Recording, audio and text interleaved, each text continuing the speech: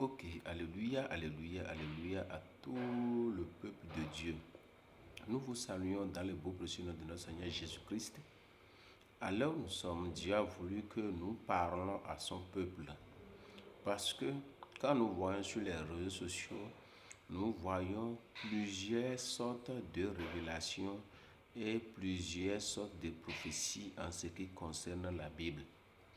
Pourquoi nous sommes là ce matin? Nous voulons nous rappeler que dans la Bible, il y a tout. Mais parmi ces tout-là, il y a d'autres qui sont principales. Je voulais te parler sur toi qui ne fais que dire des faussetés dans la Bible. Aujourd'hui, je suis là pour te rassurer que le Créateur a son plan et il a ses paroles dans la Bible. Prenons un exemple dans Apocalypse 22, à partir du verset 10 à 13. La Bible nous dit, il me dit, ne scelle point les paroles de la prophétie de ce livre, car le temps est proche, que celui qui est injuste soit encore injuste, que celui qui est souillé se souille encore, et que le juste pratique encore la justice, et que celui qui est saint se sanctifie encore. Voici, je viens bientôt, et ma rétribution est avec moi, pour rendre à chacun selon ce qu'en son œuvre, ce qu'est son œuvre.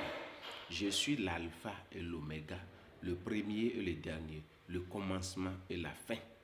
Cela veut dire, nous avons un fin. Et la fin est bientôt. Je vous dis, la fin est bientôt. Que chacun s'occupe de ce qu'il fait. Si vous voulez, écoutez ce que nous disons.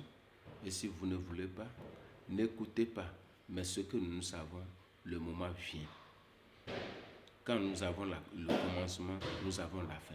Donc nous avons déjà commencé et nous tendons déjà vers la fin. Que le Saint-Esprit nous révèle les choses cachées dans la Bible. Je vous dis toujours d'abonner et partager parce que ce verset ne nous cache rien. Que celui qui veut changer, change. Et celui qui a des oreilles pour entendre ce que la Bible nous dit. Nous vous demandons toujours de croire sur l'invisible pour avoir la vie éternelle. Merci beaucoup, abonnez et partagez. Que son nom soit loué infiniment dans nos vies.